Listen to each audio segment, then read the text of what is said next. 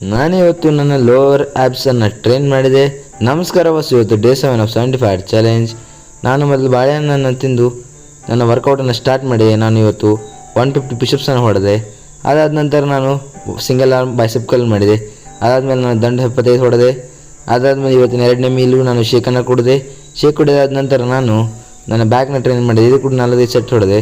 ಆದ ನಂತರ ನಾನು 45 ಮತ್ತು ಬೈಸೆಪ್ ಕರ್ಲ್ ಮಾಡಿದೆ. ಮತ್ತು ಸಿಟ್ಟಿಂಗ್ ರೋವಿಂಗ್ 45 ಮಾಡಿದೆ. ಲ್ಯಾಟ್ ಫುಲ್ ಡೌನ್ 45. ಅದಾದ ನಂತರ ಮತ್ತೆ ನಾನು ಫಾಸ್ಟ್ ಫುಲ್ 45 ಮಾಡಿದೆ.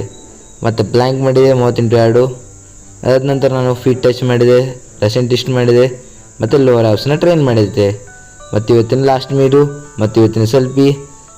ನಾನಿವತ್ತು ಓದಿ ಏನು ತಿಳ್ಕೊಂಡೆ ಅಂದರೆ, ನಾವು ಜೀವನದಲ್ಲಿ ಯಾವತ್ತೂ ಯಾವ ಪರಿಸ್ಥಿತಿಯಲ್ಲಿ ಹೆದರಬಾರದು, ಆ ಪರಿಸ್ಥಿತಿಯನ್ನು ನಿವಾರಿಸಬೇಕು. ಇದ್ರ ಜೊತೆ ನನ್ನ ಎಲ್ಲ ಟಾಸ್ಕ್ ಕಂಪ್ಲೀಟ್ ಆದವು. ಎಲ್ಲರೂ ಹೇಳಿ ಜೈ ಶ್ರೀರಾಮ್.